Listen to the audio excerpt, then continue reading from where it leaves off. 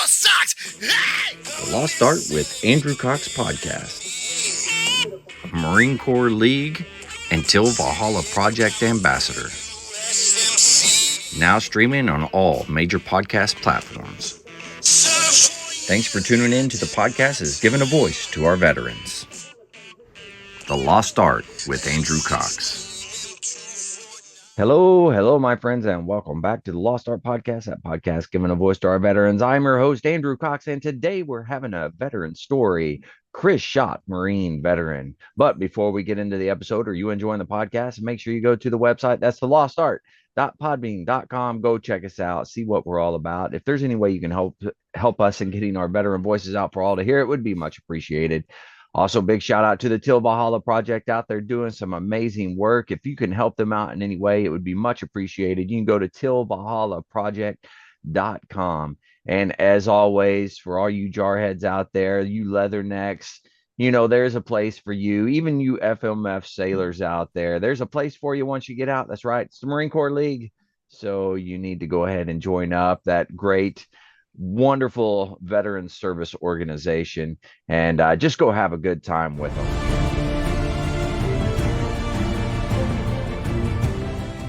Are you a Marine veteran? Are you missing that bond you had on active duty? Then I have a place for you.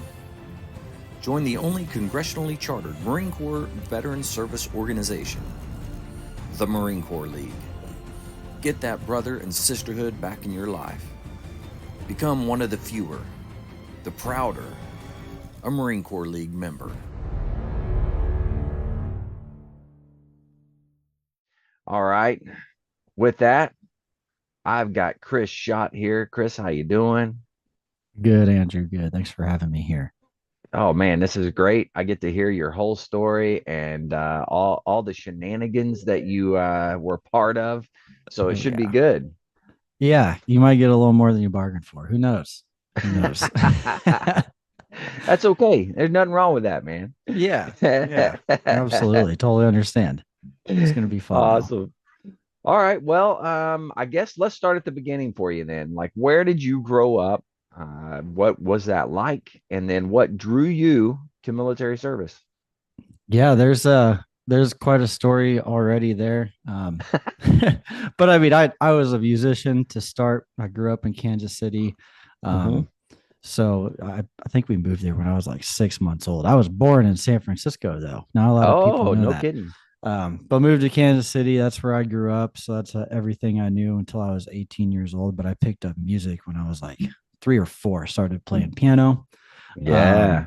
My parents were musicians growing up as well. My brother and sister both did music. So it was kind of like in the family, Yeah. I was like, yep, I'm going to do it at some point. So I started real early there. Piano was the first weapon of choice in the music world. Picked up trombone along the way, and my parents were like, you got to pick one or the other. We can't really afford lessons for both. It was one of those decisions. I stuck with trombone. Probably better for my fingers in the long run. So, there's that. Yeah. But yeah, I did that. Picked it up going through high school, started getting pretty good. Took it to college. I went to Texas, started attending at University of North Texas in Denton. And that was a whole wild year, freshman and year of college. I think most people know what that's like if you did that straight out of high school. And I was just doing my music stuff. You may or may not have gone to class every day, is what you're saying. Yeah, may or may not have. Yeah. Hope mom and dad I understand that. But if they are, it is what it is. No, I did my best. It was fun though. Had a good time. And then that summer, I had a buddy of mine who was like, hey, you're pretty good at music, right? I was like, yeah. He's like, well, the Marine Corps has a band. And I had no idea. Okay. I had no clue at the time. I wasn't really I didn't grow up around military. I had one uncle who was in the Army, but we barely ever talked up to that point. So I didn't really know what was going on. But he told me about the Marine Corps band a little bit and said, hey, just when you come back to KC for the summer, let's go to Recruiter. Yeah. Cool. We did the thing. My recruiter, Doug Kraft, awesome guy. and Jeff Caraway, both awesome dudes. I went to Jeff's retirement a couple years ago, but that'll be another Oh, no story. kidding. All Yeah. right. Yeah, yeah. But so get hooked in. They always say you're recruited by somebody. There's no such thing as office traffic. So that's always the joke on recruiting duty. Yeah. You're always recruited no matter who you are. In this case, I was That makes recruited sense. by at the time one of my best friends, and he had a funny name. His last name was Gooch. So Oh, you can imagine how that went for him in boot camp. oh Um, yeah. I'm sure there's lots of stories on that one. yeah, for sure. He was on the quarter deck frequently, and Oh, that's of course funny. I was too because of that. So by association. But anyways, yeah, the recruiting thing was fun. I had great recruiters. Started learning about the band, and I was like, cool, this could be awesome because I could get paid to do music, which I already love Yeah. doing. Um, College, it was good, but I just saw an opportunity and kind of took it at the time. And in my brain, that was my thought process. Yeah. So that kind of led me into my first enlistment there. Um, yeah, which that's where you come in the picture. I, It's I come in almost day early and one. yeah, I come in pretty early on it. So Yeah. As far as like the people I'm still in contact with pretty frequently, like you're number 3 on the list besides the 2 recruiters. So it's nice. like, you're it. Uh, but no, I had a great, crew of drill instructors. Of course, you probably knew all of them. Senior drill instructor Robinson, I think was his Yeah. name. Robinson, Fry, Stricker, and Brown. And Yeah, then yeah, yeah. we had a new guy come in like halfway through. Daffin, I think was his name. Yeah. Oh yeah. Short dude. Yeah, I think that's who it was. He came in like halfway through, but yeah, I remember doing the little series commander interview. He was like, "Yeah, one of your drill instructors in the company is has the same MOS as you." I was like, "Get out of here!" So that was you. You were the guy, and little did I know, 2 months after I check into Camp Lejeune, there he is, Well, you waiting know, for me. while you were there, I mean, you didn't know it was me No, no the idea. majority of the time. Like, when did you find out? I don't think I found out until like Marine Week, and I just asked. Really? Yeah, I just asked, and they're like, "Oh yeah, it's Gunner Sergeant Cox." I was like, "Oh shit," Yeah, yeah. Very because nice. we did, when we had a lot of holidays during that cycle, so it was like, Were you there during Christmas? yeah, Oh, and I yeah. think you were stuck with us, right, for the whole Uh, series, maybe, or the yeah, whole I was the senior company. guy, but I took my platoon around in on Christmas, and they had let's just say they had a good time. I took them to every pit I could. I teed them every hour on the hour. Like Oh no. I was like, you're gonna have a Christmas to remember. So yeah, it worked out really well. I think we watched half of a Christmas movie and then got IT'd. They just like shut it off halfway through, and then it was like Yeah. get to the deep blouse, go Very nice. outside, you know.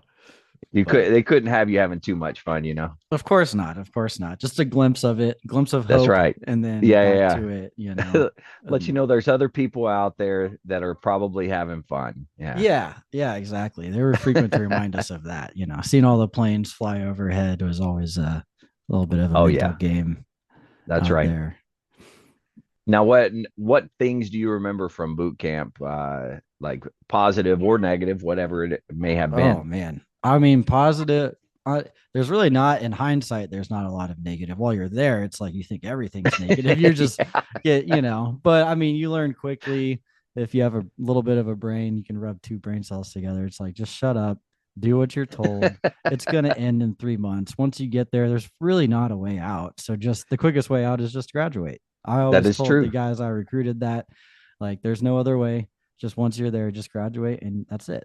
3 months. Don't Yeah, make it any longer. Don't make it any harder than it needs to be. yeah. And Um, if for those that do, well, they end up oh hanging yeah, out they a really little do. longer than 3 months. You know, Yeah, you can at it least it. double it for Oh those yeah, that for got to sure. stay. So, um, yeah, that the positives were, one, seeing, coming out of high school and only 1 year of college. You're 19 years old. You don't have many experiences. So just meeting the different people that coming from different places. I grew up Yeah. in a very standard household. My parents weren't rich, but they weren't poor. Very middle Hmm. class. stock family. They didn't get divorced. I have a brother and a sister, both older. I'm the, super stock Yeah. family. So meeting people from different cultures, different ways of life was an interesting part, and it really teaches you, communication skills and how to get along with all Oh these yeah. different people in a very short amount of time. Because if you don't, your platoon is shit. So Yeah. you're forced to get along with them, figure out how people act, what are their triggers, what makes them perform better, stuff like that. So Hmm. that's a very positive thing that you just learn while you're there. Um, but specific things, I mean, the crucible is always one of the biggest uh aspects of boot camp that I remember. Just there's so much that goes into the crucible. And it's such a jam-packed event. You're just like your head is spinning the whole time, but you're 54 hours away. You just got to do these like 50 tasks or whatever it is in the amount of time frame, and do the ungodly amount of hiking. Like it was nuts. I always remember the very end of the hike, you walk past the ranges, I think, Yeah. and I latched onto somebody's backpack at the D range and woke up at the A range. Nice. And I just fell asleep walking.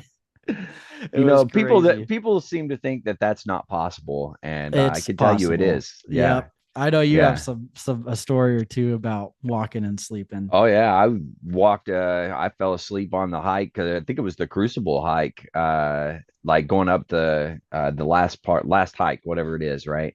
And Mhm. I was drill instructor in between the recruits, and I fell asleep and I bumped into if it wasn't for them, I probably would have fell off the mountain, but bumped into a recruit, so I yelled at him, and then I bump into somebody else just because I was kind of weaving back and forth in between them. Yep. So it's possible, I know. Yeah. Yeah. Oh yeah. I remember that the night hike during the Crucible where you just take a Oh, little geez. day pack out for a few miles. Yeah. I tripped and fell into some sea wire. Like Ooh. I was like, what the why is it first of all, why is there so much sea wire right here? Second of all, why did I fall into it? I've got like 4 recruits trying to like rip me out of it. It's just like tearing my camis apart. Nice. Yeah. It was kind of funny though. It's just being clumsy. Yeah. Um, Sounds about right. Yeah.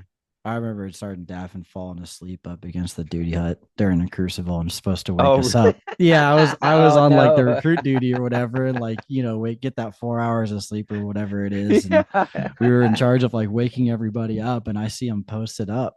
And the rest of us on duty were like, who's gonna wake him? Yeah. We're like, I was Who's like, gonna okay, I'll brave go it? do it. And I get, within the 1 arm's distance, and before a word comes out of my mouth, he's just like, stop, get back. He goes, I know. And I was like, good to go. It just turned around and left. We were like 2 minutes late, maybe, to waking everybody up and honking Oh, horns that's and all that. funny. But no, they were, yeah, boot camp was definitely, you can pick a lot of memories out of boot camp, no problem. Oh, yeah. But Crucible Yeah. always comes to mind. And, ironically, I use that a lot to go into my interviews for recruiting duty. So Oh, Crucible really? was Okay. always a big part of my selling process. Yeah. So Very yep, nice. that was fun. Navy School of Music after that was, a whole nother line of work right there. Because now Yeah. you're in the fleet, you've done combat training and all that, or not in the fleet, but you're at the final stage of your training, and That's right. Yeah. you Now, start to meet people in your did you MOS. find it difficult while you were there? No, not really. After having done a year of music school, it was just like Okay. it was kind of like doing it all over again, to be honest. Yeah. I Yeah. remember going up to like Gunny Gax and those guys and be like, look, I could teach these basic classes. Like, can I just test out? Because at the Yeah. time they had gotten rid of, whatever that was, the accelerated program where you could Right. like graduate early. So there wasn't one when I was there. And Oh, wow. so luckily enough, I won't name names, but a couple of the instructors did let me test out early, and they were like, just don't be seen during these hours. Yeah. So, I'd go post up in a practice room or something and hide out. So, Yeah. but at least, trying to be productive, be a good Marine. But no, the School of Music wasn't particularly challenging. If anything, it was just getting used to drill, and the way the Marine Corps does it was Yeah. the most difficult. And then Okay. getting used to the way Gunny Cox does it. Well, that was a little hey, different. I don't understand why it was different. It should have been the same for everybody. I think I'm Hey. gonna have to claim some disability on my ankles for all those those Hey, pivots. tell me tell me it didn't look good, you know? Oh, it sure did. It sure Oh, did. just threw my iPad down there. Sorry. Yeah, it looked real good, man. Yeah, I'm I telling remember you. getting to Cherry Point when a second enlistman like, yeah, you guys don't know how to march at You all. guys suck. It was terrible. They could play some great music, but they were not marchers. No offense, Yeah, Cherry Point friends, but that's one thing that our band had at Lejeune was we could march. oh, We that's may for not sure. have been the best sounding band in the world, but by God, we could march, man. We had a couple good performances, but yeah, for Yeah, the you're most right. part, it could be a struggle. I think But overall it was good. But sorry, go ahead. Go back to the schoolhouse. oh yeah, What were schoolhouse. some of the things you remember there? I think the best part of it was just, meeting the people you knew were going to go to your unit once you found Mm, out which one you were going to and stuff like that. Cause it was like, all right, I'm going to be with these people for the next 3 years. yeah. So you can kind of start to make those friendships early on and whatnot. Um, Getting to know the instructors. I mean, I had Ken Ebo. You can't get Oh, much better than geez. that, Yeah. right? As a private Yeah. instructor. And of course, me and him are friends, still friends to this day, have done a lot of different things together. We ended up on recruiting duty together. He was like one Oh, no class kidding. ahead of me and was the MTA for the 8th Marine Corps District and whatnot. Wow. So, yeah, that friendship started pretty early. And of course, he's one of the best to do it. So, Yeah. It's that was phenomenal trombone. yeah, Oh my oh God. yeah, Just great ridiculous. trombone players and such a just a musical genius, really. Yeah. Great And a singer. I nice don't know if guy. you've heard that. Yeah, just a nice guy, Yeah. great family man. Yeah, can't say enough good things about Kenny Bo. Um, and being instructed by him, it was just, you learn something new every day. There's no way you Oh can't, yeah. no matter Yeah. how good you are. So That's there's true. always something you can learn from him in the world of music, and that made the school of music for sure really enjoyable. Um, Nice. and there were other good instructors too, but he definitely stands out. So, Yeah. um, Yeah. Yeah. not too many Well, hard times, but there were a lot of fun times for sure. okay. So, Dry barracks, my ass. You had people coming in who were a little bit older, and but yeah. shenanigans are shenanigans when you're PSCs and lances. So It you get yeah, into it the tends to happen from time to time, you know. yeah, you just don't get busted. It happens sometimes, but hey, don't get caught, and Yeah. Yeah. I you'll would always tell the students, I'm like, you guys aren't smart enough to not get caught. Like you Mhm. want to go brag to your friends about the stupid things that you did, and then it's gonna come out, you know. So you can't just, Exactly. let it go. Like, hey, I did something stupid, it's over and move Mhm. on. So that's how most individuals would get caught. Yeah, yeah, absolutely. Or just being complacent. No, well, yeah, Yeah. yeah, yeah. So that was not, a school of music in a nutshell. Okay. Still graduated a couple weeks early. They let me. Um, and then I think it was a big class, but like 8 or 9 of us went to Lejeune all at the same Are you time. serious? Yeah. It was like Wow.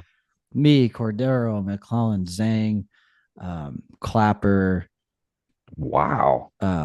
Anderson came from the Bugle Corps. He checked in with us. Yeah, there Yeah, was a plethora of us that came in at the same time, and the band that's was on wild. leave. So guess what we were doing? Picking weeds out the parking lot and pressure washing the curbs for you guys when you came back. That's right. As it should be, dang it. As it should be. It was my introduction to Second Mardiv band. Um, Oh man, that's good times. Brand new building, so it was like gotta keep it clean, Well, when you say maintain it. brand new, I Yeah, don't I know if mean I don't know if brand new is the right revamped, I term. should Yeah, say. there you go. They did put some work into it, and it did look better than it was, Yeah, it was a nice band hall. I mean, it was certainly better than Cherry Points. That thing Oh, was that's a good basically point. a mobile Yeah, home. yeah. It's like, yikes! Oh man. Yeah. So yeah, the grand scheme of things, it was a nice band hall and had some good, like nice built-in features with the speakers and all Yeah. that kind of stuff. So good Yeah. engineering room that was well taken advantage of between Talbot and Howard and Oh those yeah. guys. So they really did Well, it up nice. t talk to me about your experience there at Lejeune. Like, what was the good, what was the bad? What, just kind of walk us through that. Yeah, I mean, checking in and picking weeds is like the way you start your Marine Corps fleet career, I guess. It's like there we go. But I mean, aside from that, I checked in and immediately made friends and met, a lot of great people Yeah. within the unit. I think I really took a hold to John Cannon at the time, who was Hmm. great to be around. Jonte Hall, of course, can't forget about Jay. Jay Yeah. became really one of my first mentors at the unit, aside from you, who I already knew there. But you weren't there for the first couple months I was there, so Yeah. I Yeah. Yeah. started bonding with Jonte a lot. We worked in the music library together, and I mean, there's not a better person you can be around and learn from when you're a Yeah. brand new lance corporal. Like he just knew it all, knew how to act. Really would help me keep in line, which is a really tough task. It's hard to keep me in line, and when early 20s me. Um, Yeah. so it was a tall order, but he He did well. definitely He did taught me a well. lot. Oh yeah, he taught me a lot for sure. And he was in the thick of it with me all the time and had my Yeah. back, and taught me leadership skills that I would need down the road, and that really helped me out in my second enlistment. So, Hmm. there were definitely people that I still remember, talk to quite frequently, from that enlistment, and that's the biggest part I took from that enlistment was just the people. I mean, there Yeah. aren't better friends you can have out there than other Marines, and just being around them. I'm really big in the veteran community, or try to be as much as I can, because I just love Hmm. being around other veterans and talking to them, especially ones that I served with. So Yeah. anytime I travel somewhere, I do try to meet with people, or if they come here, I'm like, hey, I'm only an hour away, let's meet up or whatever. Yeah.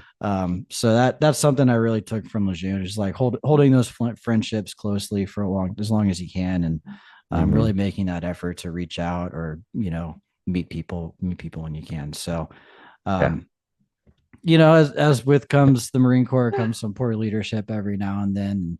There is certainly some of that at every unit you probably go to. Yeah. There was some of it at Lejeune as well, but I It mean, happens. Yeah. yeah, you got to deal with it, that gets increasingly difficult in the military compared to the civilian world, because in the civilian world you can just ignore people. True. Yeah. you know or Yeah. shut up, whatever. Yeah. You can't do that in the military. You have to listen, you have to That's follow the right. orders, whether you think it's good or bad or whatever. You just got to Yeah. do it. And Yeah. you learn from it too. You learn a lot what not to do from people, Hmm. and what to do from others. So even if it is bad, you could almost always take something good out of it, which I Hmm. wish I realized that sooner in life, but I really didn't figure that out till like my second enlistment, or maybe even on recruiting duty. But um, yeah, just that's That's something you can pretty always that's take. pretty normal though. That Yeah. first enlistment, there's a love-hate relationship with it, Oh yeah, right? for sure. It's So gonna be the hardest enlistment for you, no matter what. yeah. Like Yeah. that Yeah. first enlist, I always told my guys that too. That I recruited, like, it's gonna suck. Your first enlistment's gonna suck. Yeah. That's just you're the lowest rank. You get paid the least. You have to. You don't get to make any choices until you're an NCO. Really, it's Yeah. like, in the Marine Corps you do a little bit because we push leadership down. But True. aside from that, it's you're pretty much just doing what you're told, and you don't have a say. So it Yeah. does And make it difficult. it is difficult, especially if you're a little older coming through, Yeah, which you yeah, were a little a older than year. most, I would say. Yeah. Yeah. I'd I at can when least I done something a little different, yeah. aside from just high school and Marine Corps. Yeah. Yeah. So And I came in, I was 21 when I came in. yeah. And so sometimes that is a hard pill to swallow, Hmm. you got young guys and they're in charge of you, and you're like, oh, this dirt bag. Yep. Yep. Exactly. Exactly. So yeah, I mean, Lejeune it was good overall. I wouldn't take back any of my enlistments in the Marine Corps. I loved all of it. I just can't say enough. I always like being around veterans and talking about it. I could talk about the Marine Corps all day. It was just probably why I was like pretty decent at recruiting. Is like I was just good at talking about it and getting people to believe in it, which is what you want to do on Yeah. recruiting. And if you don't Yeah. Well, you believe got in to it, sell it. Yeah. yeah, if you don't believe in it, then you're trash. So, Yeah. Yeah. but yeah, That's funny. that was interesting. But I ended up getting out after that first enlistment, and Yeah. well, I should backtrack. There are some key stories that should probably be told about that, All right, about go that ahead. Go first ahead. enlistment. Yeah, yeah, yeah. Do you remember February 4th? Well, that's what we called it, the February 4th The incident. the February 4th incident. Yeah, I yeah. don't. I This was February 4th does not ring a specific bell. you may the higher ups may have referred to it as something else. I don't know. But anyways, it was that one night where we had I have to go back to the beginning of it because I don't think many people know how it started. But there were just a group of us in there that wanted to write some music together. So we got together at Cannon's house and we got done what we needed to get done. And then we just started hanging out, having a couple drinks, and just invited more people and this and that. And at the time we were really big on the fraternization thing. Yeah. And I think Tim found out Hannah and he comes busting in the door with a couple other staff NCOs at the time and busts up what they thought was some raging party. And there were just a bunch of people passed out in a back room and a couple dudes watching TV on a couch. Yeah, nice. But what had happened during that time to get them to show up was me and RJ Cordero. He had come in at the time with a couple other people. And we were roommates at the time. We kind of got into it a little bit, and he takes a swing at me and lands it right inside of a car. And I'm in the back I do seat. remember this. Okay, I'm in yeah, the back seat, and I get out or whatever. And I was so bad. I punched Cannon's mailbox straight off its post. It was hilarious. Which, by the way, is technically a federal crime. I don't recommend doing that. Huh. But, I didn't realize that. Okay. we just screwed it back on. It's fine. But yeah, no, that happened. And then so RJ called his squad leader at the time, who was already there, but didn't know that. Oh, that's funny. So that squad leader was like, "Oh no, what do I do?" Kind of caught in a pickle there. And yeah, so there was some disciplinary action that came out of it, but me along with some others definitely skated that probably shouldn't have. But we did nonetheless. Some others didn't have it as fortunate as the rest of us. So there were some 6105s that went out, I think. And yeah. I think some of us were trying to really put up for NJP, but hey, can't get it though. Can't get it. So that was definitely a memory that sticks around. And I find it funny that you refer to it as the February 4th incident. Yeah, that's the day it happened. The night that it happened. They all got brought in on a Sunday to write statements and stuff. Oh yeah, It was so funny though. It was so funny. We were all like, "What is happening right now?" And oh, that's good stuff. We all laughed about it once we found out nobody was getting NJP. We're like, "Oh, okay, yeah, this is great." Yeah, that was just a wild night, and for some people, it was their first night in the unit. And oh yeah. So they're just showing up to this shit show and just getting a party busted by staff NCOs. Oh, no. Oh my goodness. But yeah, all water under their bridge at this point, of course, but it's something funny to look back on. It was a good story, created some bonds with people. Hey, but we did make some good music out of it in the beginning. So I don't know. There you go. Something good came of it, man. Something good. Don't recommend throwing giant house parties and having your staff NCOs busted. Just saying. Don't get punched by your roommate either. Yeah. I don't know what to tell you. Yeah.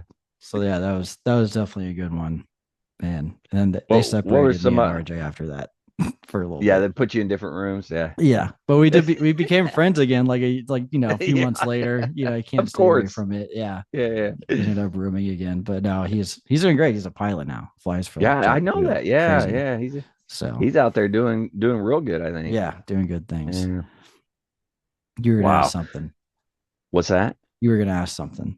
Oh yeah, just what were some of the other memories that you have of Lejeune?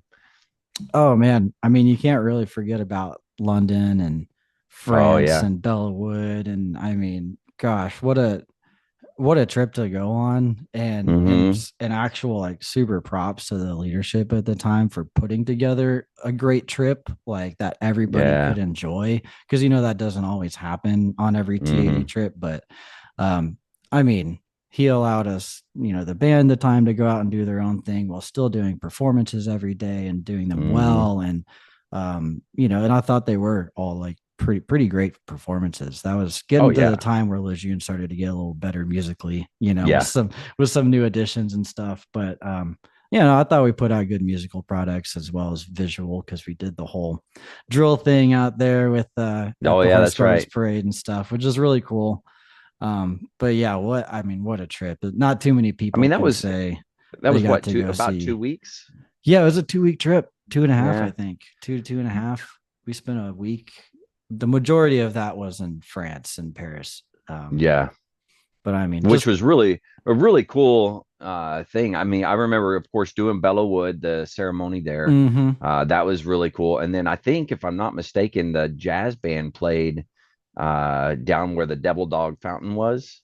Isn't that Yeah. right? Yeah. We did like a Uh, rock band and jazz combo, kind of did things. But yeah, we did yeah, one down by the Devil Dog Fountain. I think I got a picture which drinking out of it. So that was kind of cool. yeah, that was a neat experience. And then, of course, playing in Paris. I mean, the hmm rock band, if I'm not mistaken, played at the Eiffel Tower or Yeah, right right below it. underneath it. Yeah, which Yeah. I wasn't in at that time. Like Chip Quarterman kind of had taken over at the point. I mean, he did a Oh, great okay. job, of course. So Yeah, yeah. but they were kind of doing their own thing. I was more in like the party band and the Oh, jazz I see. combo Yeah, at the yeah. time. But no, we still did stuff over there too. And that's kind of the Mm-hmm. reason they brought it back to the division bands doing that gig, is because we were more versatile than Oh, what the yeah. Commandant's Own was doing. So it made sense for us to be over there doing that, representing, our side of the history. So it was, in hindsight, I mean, what a great experience as a Marine being able to go to Bellawood. Like, not many Marines can say that Absolutely. and Yeah. experience it the way we did, going to all the little towns and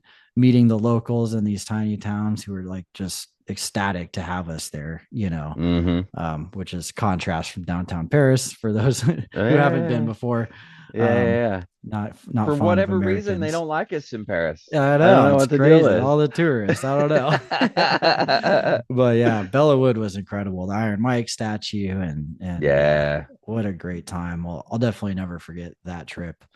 And then just joining it with the time in England, took a ferry across the English Oh, and Channel and like ported in yeah. Dover. Like, how cool is that? Yeah, we pull in, and it's the White Cliffs of Dover. Like, we're looking Yeah, at the White Cliffs of Dover. It was really yeah, cool. like stuff you see in movies, Yeah, yeah, yeah, yeah. literally. And then hanging out in Portsmouth at Mm-hmm. HM Nelson was cool. I mean, the British Royal Marines were great, hosting Mm-hmm. us out there and letting us use their space and invade it for a while. But yeah, Yeah. they took us in, and they had no problem putting us under the table. That's for sure.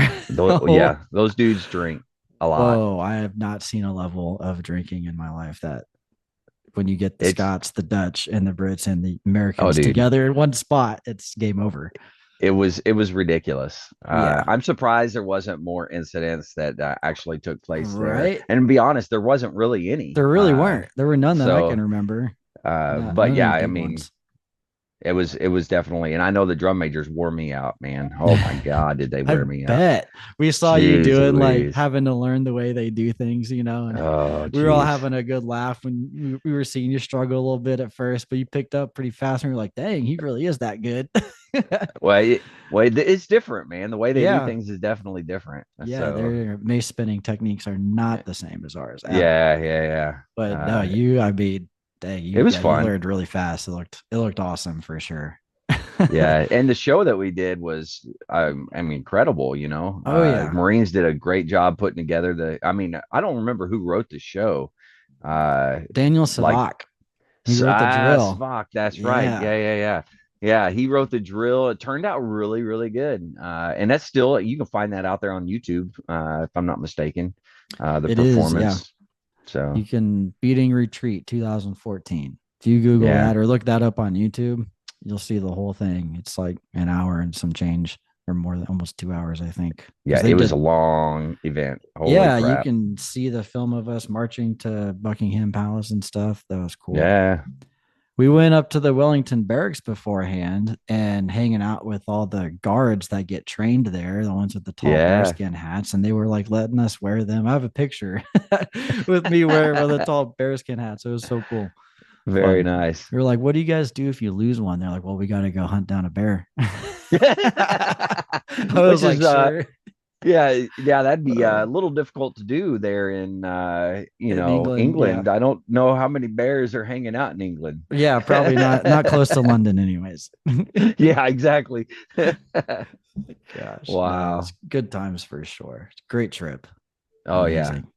And we performed in front of um he's the king now.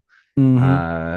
He was the prince, right? Prince Philip. Yeah, Is that his Prince name? of Edinburgh, Yeah. Edinburgh, something like But that. the queen's husband, but she was there too. She was just Yeah, up in she was the just inside, in a but she was window. waving. Yeah, waving through the Yeah. window. I But hey, she heard remember. my beautiful musical notes. That's all that matters. That's right. That's right. I remember standing because we stood there forever at parade rest. But I was Hmm. standing there and I was just kind of looking around and I thought to myself, I was like, this is crazy. Like there's the queen's husband right there, Hmm. and right there is the queen. And I was like, it's just insane that we're sitting here in front of them performing. Like Right. it was just one of those moments that I don't know. I don't know how to explain it. So it's very surreal. Yeah. Yeah. What was it like from like your end of things, I guess, putting it all together and Uh, hoping it goes well and this and that and how it turned out? I really, to be honest, we had a great bunch of individuals like that intermediate level leadership, right? Hmm. So I didn't really have to worry too much. Yeah. Just kind of put the pressure on them a little bit and say, hey, this needs to happen or that needs to happen. And they just kind of went and did it. And I didn't really Hmm. have to worry too much about that. And I Yeah. let you guys just be you, Yeah. I was like, hey, just don't do something stupid and get yourself in trouble. And it worked, Right. Right. That's but, crazy. and maybe people did get in trouble and do some stupid things, but it just didn't come, to the level that it It could could have. have. Yeah. Yeah. Totally So, understand but from that. my perspective, you guys made it easy on me. Yeah. There was a lot of challenges in a sense of figuring things out because it was the first year we'd like any of the fleet bands had done it. So Hmm. we were the guinea pigs moving, like going to Bella Wood, and then you add on the trip down to That's right. Yeah. England. So that was the first time we'd done it, and I mean it worked out fantastic. I mean, there are some key players in there. Hmm. Pratt did a lot of the logistical Oh work. yeah. Yeah. The musicality stuff. That was all taken care of with Talbot and oh man, help me think. Enlisted conductor at the time, Dwyer. Dwyer. Yeah. Yeah. So both of them took care of all that, and then of course the marching stuff that's the easy stuff, man. Yeah. You were like, I Uh, got that. Let's go. yeah, yeah, I could do that all day, but and we look good, man. I Oh mean, yeah. We we really did. sharp turns, we're nice and crisp. Like, I mean, it really was. It was a great time, and I don't know, I enjoyed it. Do you remember the pallets showed up late in like the Yeah. middle of the night? Well, we had to go. We called the embassy, if I'm not mistaken. We had to call Is the that what embassy and be happened? like, Oh, "Hey, you gotta get our stuff." And so they worked their magic somehow. I don't know what they did to be able to get the stuff in. But yeah, we had to go down middle of the night, pick them up, and then yeah, it was crazy. I remember. And Well, and we because almost didn't have it for the performances. right. Well, you get like I remember having to unbox stuff in the middle of the night, basically. Yeah, And you yeah. guys had already cut us on Libo, and you were like, just stand by in case it might be the morning when we get this stuff, so you guys might be okay. But then we get a text of like, I don't know, 11 or midnight or something. Yeah, yeah. They were like, we don't care if you've been doing anything or what you've been doing, just come back and we're all going to do this together. And like, sure. I mean, everybody from Jack Davis to the bottom was out there Yeah. unpalleting these boxes and just getting everything done that needed to be done. And then once that was over, it was like, all right, see you tomorrow. Like, Yeah. It was it was a crazy. good I mean, time. there's a lot of stuff that happened like that. It just magically came together somehow, and it was Oh just like yeah. it's just one of those things, man. It worked out, so can't complain about it. We had an instance at Cherry Point where we played at Fenway Park in Boston. The Nice. game they were playing the Blue Jays, so we were supposed to play the Canadian national anthem as well. And then Yeah. we, I guess, yeah, either Aaron Golden or who's the EC at the time? Genovese, maybe. One of them got a phone call, I think, from like somebody higher up at the Pentagon from our crew, and they're like, "Yeah, you can't play it." We're like, "What? Why?" We told them we would, and now a lot of people are going to be mad. They're like, "Yeah, no." This was like minutes before we were on the field, ready to go. We had it all memorized, planned out. Are And you yeah, serious? yeah. Then they came up and like, "Hey, by the way, we're not doing O Canada." We're like, "Oh no." Something I happened. wonder So what the reasoning was. I Like, don't know. I don't know, something to do with we weren't in Canada, but I don't know. There's some policy. I don't know. I think interesting. it wasn't being played a certain way. Maybe the arrangement we had was wrong. I don't know, because you know how particular those things can be for Oh yeah. international Yeah, yeah, yeah, music. yeah. But yeah, there was something that just didn't allow us to do it. But that was interesting. Now, did they freak out or did they have like they come up with a I backup mean, plan? no, we just went out there and we just played the national anthem as normal. Just treated it like any other event Oh, that we okay. did, and got on, And got they were off. like, "Yeah, all right. Well, Yeah, well, also you know how Aaron Golden is too as a drum major. yeah. So, with his style, he's very like he's a shoot from the hip guy too. Yeah. Um, Yeah, yeah, he's always adjusting on the fly or just doing something different on the fly. So it doesn't yeah. bother him. It didn't bother us, but Yeah. I think that's why the big reason the France and England trip, I think the platoon did so well. We were a lot tighter at that point at Lejeune because they had, that was 2014, and my enlistment, that was 3 years in basically. Yeah. So all the guys at that point were getting along pretty well, and the staff we had were really good at the end for sure. Yeah. Yeah, I I think we had a tight crew there for a while, man. yeah, that last year and a half was like really solid for me. So Yeah. um, fun times. After that, got out. Got So, out. so what prompted you to, I'm going to get out? Like, what was your reasoning behind that? What were you Um, doing? back then, my goal was to finish college in Mm-hmm. the music education world, which is what I Right. was studying. And I got out early, like by 2 months, so that I could start school on time that year. Mm-hmm. So I did that, and that was really the main reason. I was like, I just wanted to go back to college and finish that degree. That's kind of why I joined. Get the GI Bill, make it free, Yeah. because my parents weren't paying for the rest. I had to either get more scholarships or do something else. So I did something else, and that was the way. Yeah. But put it to use for like another year. Um, ran into some issues with the professor over there, and um, it just wasn't. It didn't feel like the same place that I had started at the first time, Mm, UNT, and yeah. so I just didn't catch on real well that second go around, and randomly moved to Los Angeles for like a year and a half or some change, and So, so you, when you went back, do you think that maybe it was just your experience in the Marine Corps that kind of like just the way different train of thought, I suppose, coming back? yeah, a little bit of that, and also the part, like the College of Music itself had some things going on. I don't really want to get Mm, into it, but they just had some internal yeah. issues with their professors and whatnot, Yeah. and some legal things going around. Mm, One of the professors died and was married to another one, and they assumed that the spouse was going to kind of take over their position, and that didn't happen. So they kind of went oh, into a lawsuit and a legal battle, and it kind of separated everybody, like two political yeah. parties. It was like you're either on this person's side or that person's side, Wow. and you're either with the school or with the professor.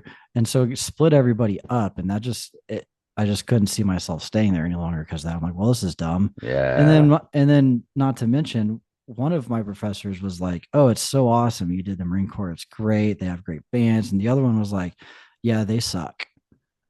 Like did not view Marine Corps bands in any type of good Yeah. positive light, and just hated it.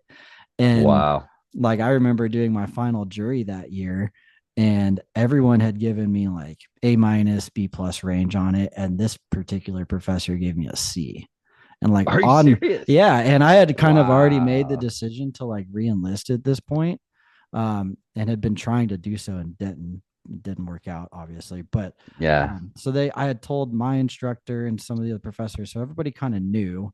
And this Hmm. professor definitely knew. He just was mad that I didn't tell him. So on my way out from Uh, doing my jury recital or whatever, he was like, "Hey, by the way, Chris, like, what are your plans next year? You should tell us." And I was like, "Well, I'm not coming back." And he's like, "Well, why don't we have a conversation about it?" I'm like, "You're not my instructor or professor. And if you cared that much, you would have brought it up a lot sooner." yeah. And he made a comment on my, like, I could look it up to this day, on my official like jury graded sheet of like, it's clear that Marine Corps is like a better place for you. And I was like, What? whoa, it was crazy. Dang. Yeah, from a professor. I was like, that's nuts. And that's when I knew it was a good time to leave that College of Music and be done with it. Yeah. And look, tons of great musicians come out of there, of course, but just that time frame was not not a good time Yeah. for me to Yeah. be Yeah. there. Yeah. So moved on to Los Angeles. My sister lived out there at the time, and I had a couple of friends out there doing music Yeah. stuff. So I was out there with Nor Cherie, who is another Marine musician, bass player, great guy. And You we said were, Sharif? yeah, Cherie. We were at the Okay. School of Music together. Um, he went to Cherry Point. No, Pendleton. I don't know, one of the two. But Yeah. good dude. Lived with him for a while out there. We were like doing a couple of band ideas. We're like a top 40s cover band that we were doing recordings with. Just Yeah. like whatever we could get our hands on, really. It's Los Angeles. If you can Yeah. grab So it, you can have it. you were just So trying to find gigs and make it yeah, happen. I was living in his studio apartment Nice. in like in North Hollywood, right? So it's in the valley, San Fernando Valley, which gets like really hot in the summer, and it's just Yeah. not, it's where like Van Nuys and Burbank are located. So it's an interesting spot nonetheless. Yeah. And we lived, you know, in this, it's like maybe 400 square feet, just a Oh, studio. jeez. Yeah. And he's paid like $1,000 a month for this thing. And just like, holy cow, back then Oh that was my like a lot, gosh. I was used to paying 500 a month in Denton, Texas for an apartment, Yeah. twice the size. Holy. So Yeah. this was mind blowing to me back in 2015. And eventually his landlord finds out I'm living there because they have cameras up. He's like, Nora's like, "Hey, I either have to pay more money or you have to leave." And I was like, don't worry about it, man. I'll just leave. I didn't have anywhere to go though. I was like, I didn't know anybody else except my sister who's, married and all this other Yeah. stuff. I'm like, I'm not going to just be like, "Hey, let me crash at your 1 bedroom apartment Yeah. that you already don't have space in." So like, I'm like, all right, well, I got a Honda Civic. So I slept out of my Honda Civic for like a few weeks. So I was basically No homeless. kidding. Yeah. Wow. With like all my stuff packed into this thing.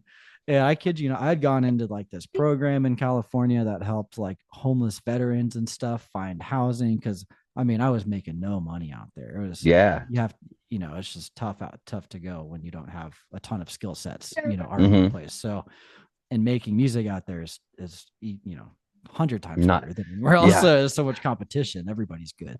Yeah. And so that's kind of where I fell into, is like, I didn't know enough people, and you really got to know people in Los Angeles to get Hmm. anywhere. So I didn't know enough people until one of a drummer in one of the bands I was playing in was like, "Hey, just come live with me, dude." And he had a nicer, full 1 bedroom. So I got the couch in the living room and he had his own Nice. room.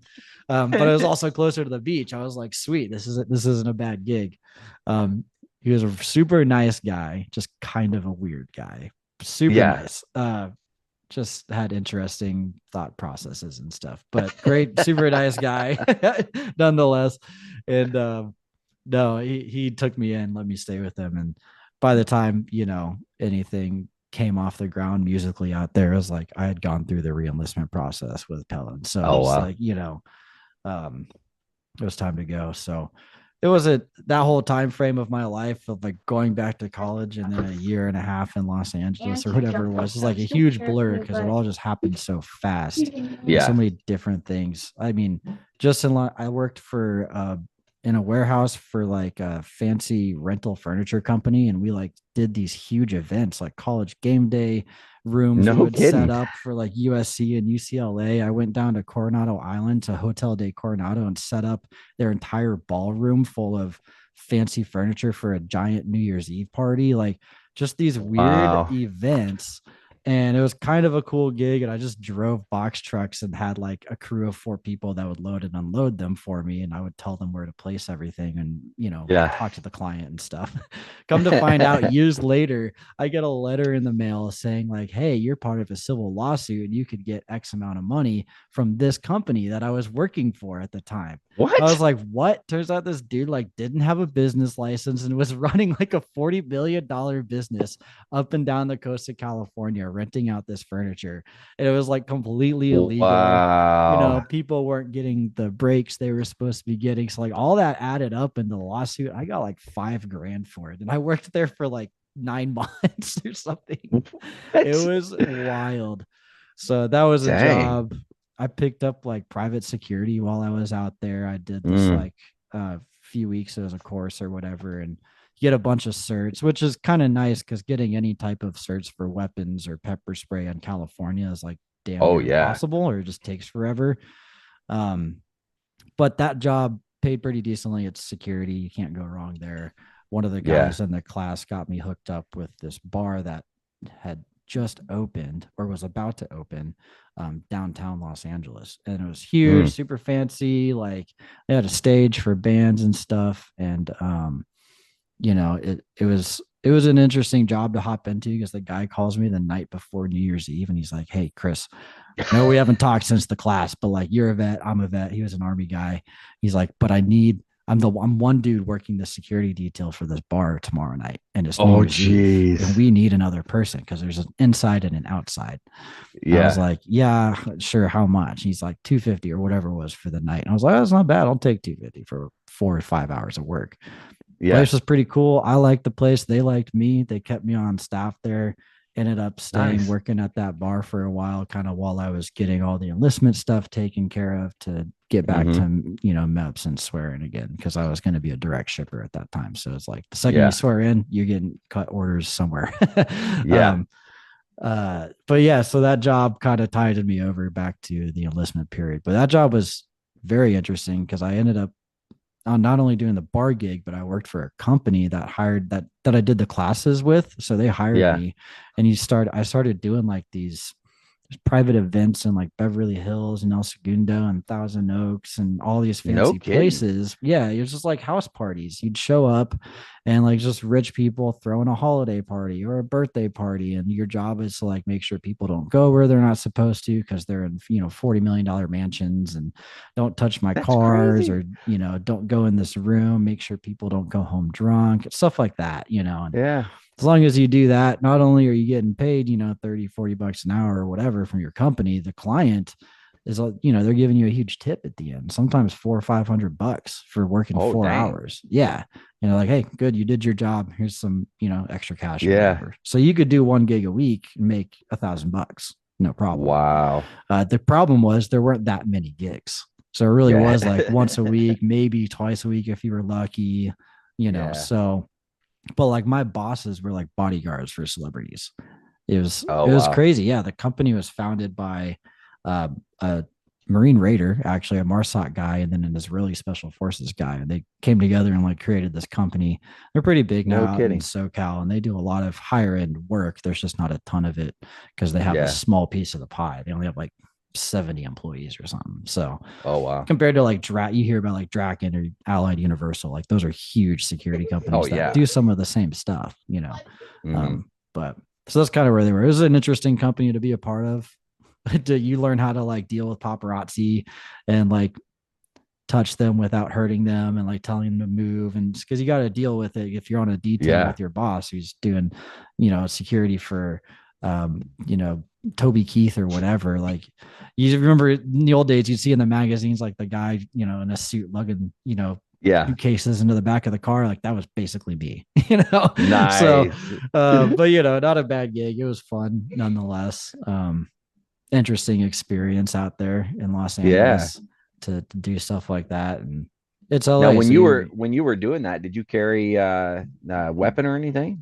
it depended on the job. We had the permits for everything. There wasn't too many instances where there was requirement for like armed security. Mm-hmm. Most of the time we were unarmed for sure. Okay. If anything, you'd have like a baton or pepper spray or something. But like, Yeah. these are fancy people, rich people. There's really not any reason to bring a firearm to those kinds of events. It would have had to have been more of like a corporate event, which again, weren't many of those. So Yeah. but we Interesting. did have the permits for it. They took us out to a range and we did, moving, shooting drills, cover concealment drills and stuff like that. So that was kind of fun. Yeah. Doing that type of work outside of the military was like, oh, this is cool. Like I got hired because of my skill sets from the military to do this kind Yeah. of stuff. So it was nice. And they were like, oh, you're a pretty good shot. I'm like, yeah, I know. It's also my last name, so I have to live up to it. Oh, that's good. Yeah. That was But nice. you know, Wow. Okay. So you at this point you're doing all the paperwork, getting ready to re-enlist, yeah, yeah. and a direct shipper. So how did that all work out for you? Yeah, I had to do MEPS again, which was unfortunate because we all know that process. If you've done the enlistment process, I did get a cool little red sticker that let me skip all the lines. So that was kind of nice. I got to go through really Nice. quick, but still just as painful and annoying to go through. Hmm. But yeah, then they cut me orders from there to while they figured out what band I was going to go back to, they cut me orders to one of the recruiting substations for three Oh, I months. see. So I was Oh, attached wow. to them for a good bit of time. And that's kind of where I saw a lot of recruiting and how these guys did Hmm. it. And they were the number one recruiting station in California. So Oh, these wow. recruiters were very good. They did not Yeah. struggle at all. They were eating well, the whole Yeah. shebang. So they were actually a really good group of guys for me to see an insight into because foreshadow, I went recruiting duty, right? Yeah. But so I think that's kind of where the seed got planted. I was like, dang, these guys are like really good. That'd be kind of fun to do, something different Hmm. than band. So um, that's where I got into it. I think, and that Yeah. transition, they were giving me windshield time. Drive this person that place. Drive this kid over. Mm. I was the little bitch for that. So, Yeah. um, it was fun though. I still talk to some of those guys. One of them lives so just a few hours away from me. I gotta Oh, connect nice. with them again, and so we can meet up. But super super good group of recruiters out there. Um, then after 3 months there, they finally cut me orders to Cherry Point. I'm gonna call it and say Mark lied to me, but he doesn't know that I believe that. But I think he lied to me. He told me I was gonna go to Miramar at first, and then they changed it to Cherry Point, and I was like, dang. I was like, well, I already know North Carolina. It's fine. So whatever. The old MTA, trick. Yeah, they did Fell the for it switcheroo twice. on you. No. Oh no. But no, it was fine. Honestly, Cherry Point was a blast. Once I got over there, drove cross country yet again. Yeah. So that was fun. But yeah, I got there, checked in, saw some familiar faces, saw some unfamiliar faces, and that was a completely different experience. That whole enlistment Hmm. just from my first one, and I think anyone who's done two enlistments can say that, regardless of Oh, what your yeah, for unit is or sure. job is. So that second, I mean, you're higher rank, you can have a little bit more control over things if you want to, and you do it right. Hmm. You get to influence people, and when they're Yeah. young, lance corporals and PFCs, they're pretty easy to influence if you get to them Hmm. first, right? So, Oh, yeah, there's um, that. Yeah. yeah, there's that. Yeah, I remember I listened to one of your other podcasts, and you're talking about the turd, and I was like, he's talking about me. I was the turd. I was Yeah. the turd that every leader needs to get a hold of to make things work. I was I was um, that turd. I was like, that was me. I'm pretty sure we have all been that turd at some Yeah, point in yeah. time. So I Yeah, knew what to look that's the for way it goes. because of that. I was like, I need to look for me 5 years ago, and Yeah. that's who I need to bond with. So I did that. But I like it. no, I mean over there at Cherry Point, it was like great, great group of sergeants and NCOs. The platoon just meshed together really well. The musicians were incredible. I was the only trombone player in the section that didn't have a college degree. So it was like Oh, complete wow. opposite. I know from 5 years prior to the Lejeune band, where it was like me and Howard were the only two that had some college, let alone a degree. It's like, Yeah. so That's incredible. yeah, I So really, you're talking five trombone players, four of the five had degrees. yeah. And one of them had a master's. Wow. It was like, No kidding. and they were just all incredible trombone players. Dang. And we had a lot of other great, musicians throughout the unit too. Hmm. So that organization as a musical organization was fantastic to just play with. Yeah. I wish we had a little more to do in terms of our performances, because it's not like Lejeune where you're playing 8 times a week for whatever reasons. Yeah. It's when, 1 or 2, maybe 3 times a week out there. It was like, dang, I wanted to play with the group more because they were so good, and it was so, Yeah. so enjoyable. I was like, let's get out and do more gigs, which I did. I created my own jazz combo out there outside, and I just Oh, utilized nice. guys from the unit. We did, musicals at the local community theaters. We performed all up and down the East Coast, kind of. We went as far No as, kidding.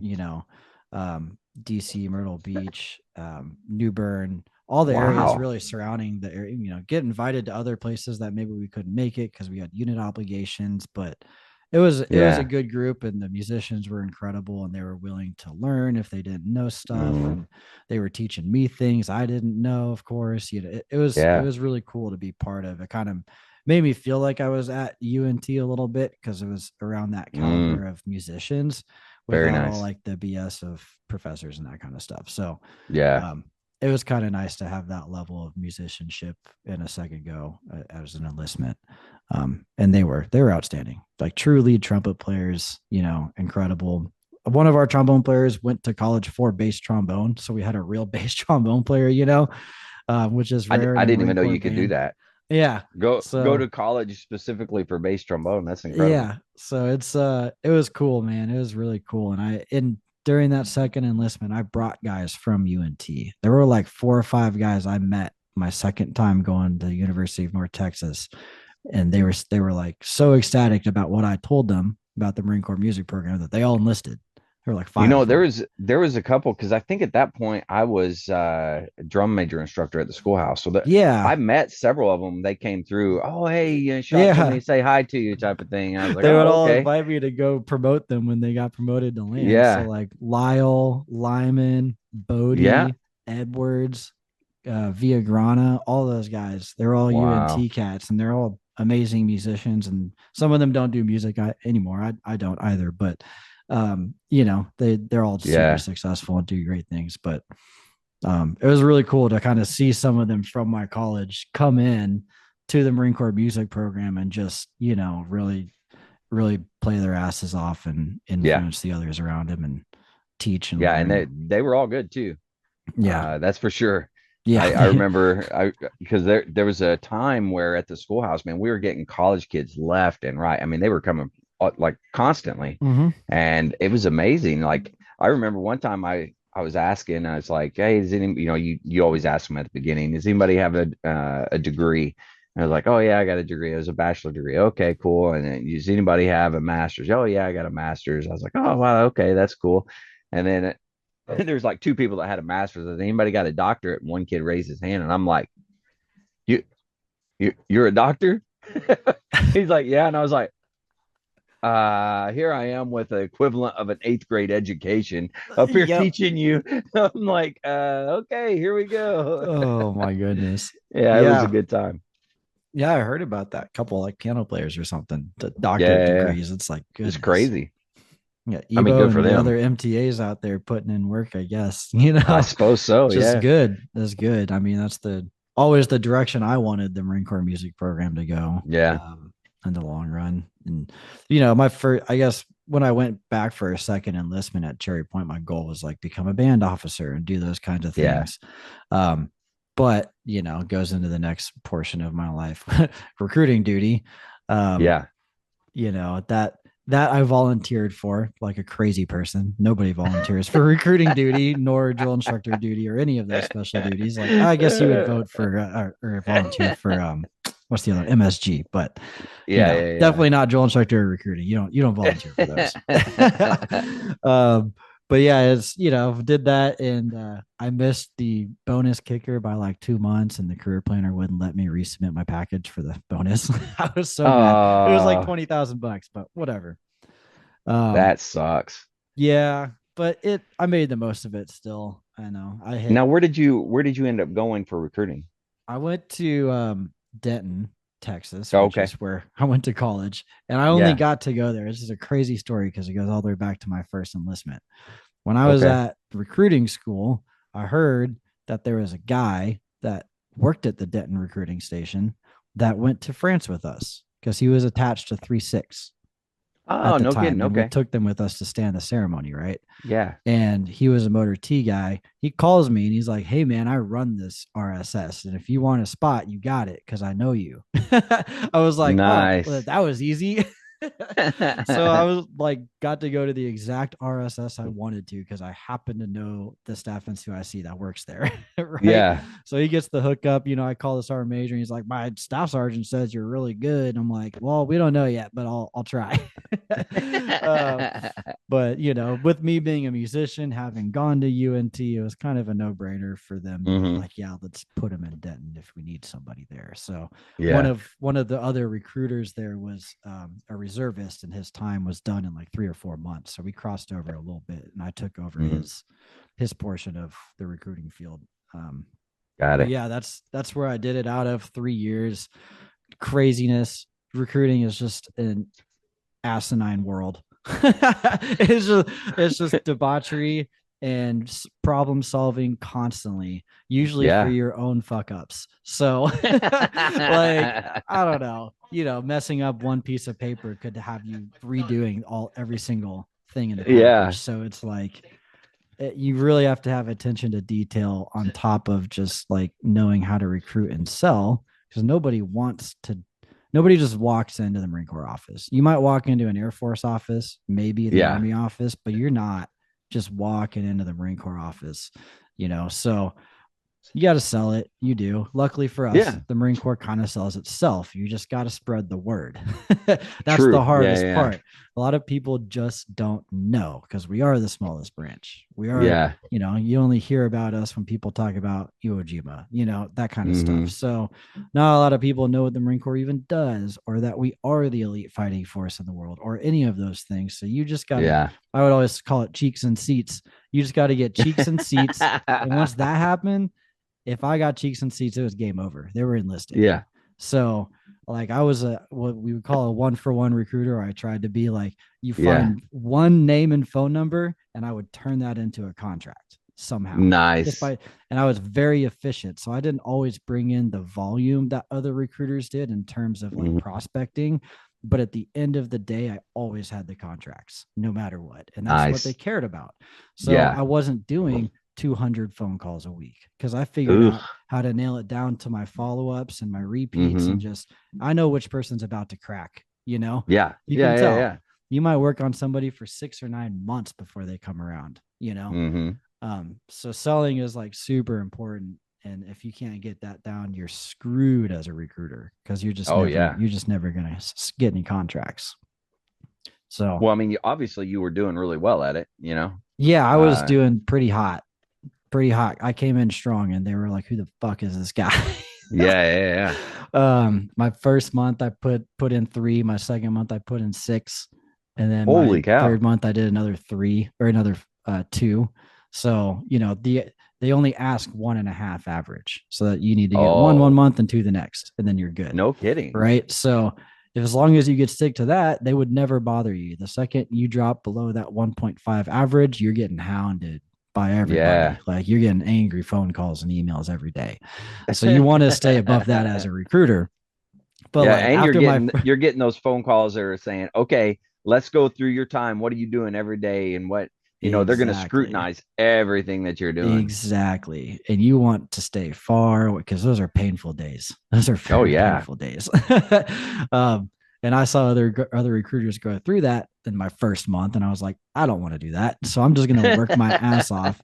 I did get, when you pass off, from recruiter to recruiter, they do help you a little bit because you get the residuals of what they were working on.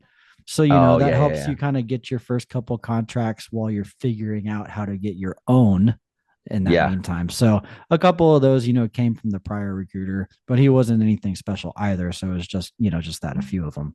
The rest was Yeah. like, I dug through it, pounded it out day in, day out, 16, 18-hour days just to get Hmm. these guys. And it turned out in my favor for that first 6-9 months because I showed that performance. They were like, yeah, we don't have to worry about you. Yeah. So it Yeah. kept them Yeah. off my back, which made my recruiting life a lot better compared to some Yeah. others because I could do whatever I wanted. They weren't they're hounding me about my schedule every single Mm-hmm. day. They were like, oh, we just know Schott's going to produce. And that's all Yeah. that matters. So I could go watch a movie in the middle of the day if I wanted to, and nobody would bat an eye. Mm-hmm. As long as I brought back a name and a phone number, But So, there are those that are out there that they don't get to do anything oh, other no, than make no. phone calls, go see people about, Yep. and Yeah. and they miss out on all kinds of stuff, their families and all Mm-hmm. that stuff. You really have to kind of integrate your life on recruiting duty to like your real life. Because though I would find people by Mm, just happening to go places that I needed to go, like a store or a restaurant with a yeah. girlfriend or whatever.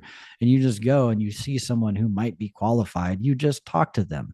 Mm-hmm. You just talk. We would call it interrupting their day. If you don't interrupt Yeah. someone's day, you're never going to get whatever your message is across. Mm-hmm.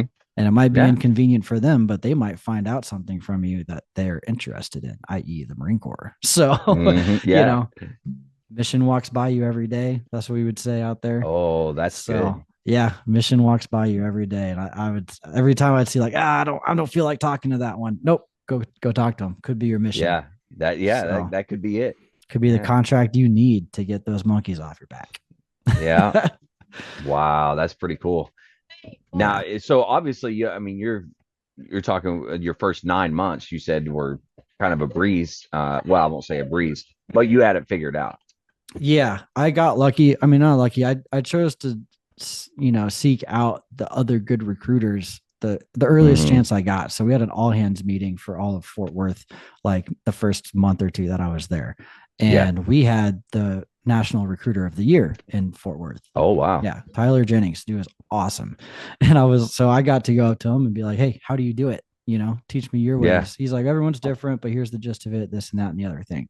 Don't want to get too in depth, not trying to incriminate people, but it is what it is. He teaches the ways and whatever. So I kind of learned from people in the beginning. Sapru was another one, a guy that I learned from if he ever hears this. But yeah, there's just seeking out the right people to learn the right things, and because I Right. got to do that early on, it allowed me to flourish early. And on recruiting duty, you do have a nine months of evaluations. So at the 3 month, 6 month, and 9 month Oh, mark, no kidding. yeah, the ARIs, the assistant recruiting instructors for your district or your area, come out and they watch you do an interview, or they question Mm-hmm. you, or they take you out to see how you can find people and this and that. And Wow. so, my 3 month, I just wrote 11 contracts. They were like, "Yeah, we're not coming out. We don't need to see you." I was like, "Sweet, just do your thing." I was like, "Awesome." 6 month, yeah, we're not coming out. You're good. 9 month, one guy came out, and we had like this girl who was about to enlist, so she had already done an interview, but he was Yeah. like, "I want you to do an interview with her, and she's gonna pretend she hasn't done an interview yet." And I did it, and he was like, we get to the end, and he was like, "Dude, I couldn't even write anything down. Like, you made me want to re-enlist again." Like, this was coming from a gunny, dude. He's like about to retire. He's like, "I have nothing. Like, I'm not mad. I have nothing to say about your interview. Like, it was so good and textbook and perfect. Like, you just motivated the shit out of me." And I was like, "Hell yeah, that's what I like to hear." Gunny, awesome, dude. Chase Sims, I'll never forget that guy. Big Louisiana guy, huge personality. He would do the craziest things. He'd come out and he made me ride on a moped behind some like homeless dude, like strapped on the back, like riding in circles around a parking. He would just make you do things to get you out of your shell, because like Yeah. that's how you do recruiting. You just Yeah. have to Yeah. go Yeah. out and do things and find people. And he was really good at it. Glad he did my 9 month eval. It was a good time. We went out to like a daiquiri shop afterwards, I think, or something like that. Yeah. Yeah. So fun stuff in the evaluation period. But after that, we had a gapped staff NCOIC for a bit, so I actually took over the recruiting station for a few months. Oh, So wow. not only was I the acting staff NCOIC, I was also having to do the normal recruiting duties, and recruit just as many people as the rest of the recruiters in the office. So While you were doing all the stuff and CYC yeah, stuff. exactly. And I'll tell you what, there's a reason they are two separate jobs, because they Yeah. really do, like, you have to have 100% effort as a staff NCOIC of recruiting. You really do. Yeah. Like, there's so much communication between operations and MEPS and this and that, Mm-hmm. and the people in boot camp and drill instructors. It's like, they have to deal with all of that. You as an Hmm. individual recruiter, you don't even have time to worry about that.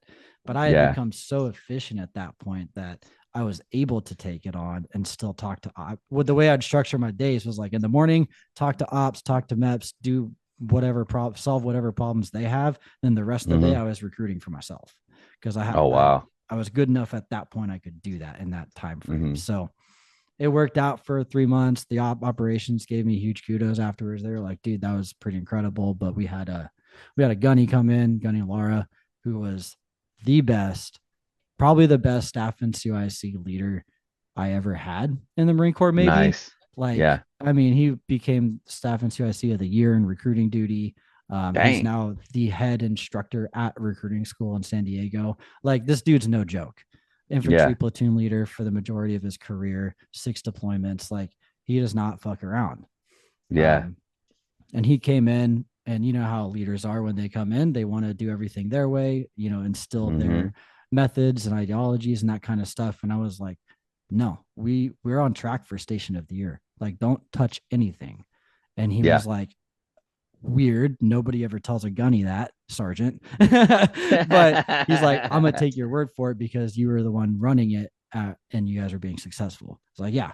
So don't change anything. Lo and behold, obviously he does after a month or two, but for that first month, I was Yeah. like, just let it be. You don't want to come in here and kind of disturb things. And I can't believe he took my advice. I didn't think he would, to be honest. We didn't really know each other that well at the time, obviously, just a few days in.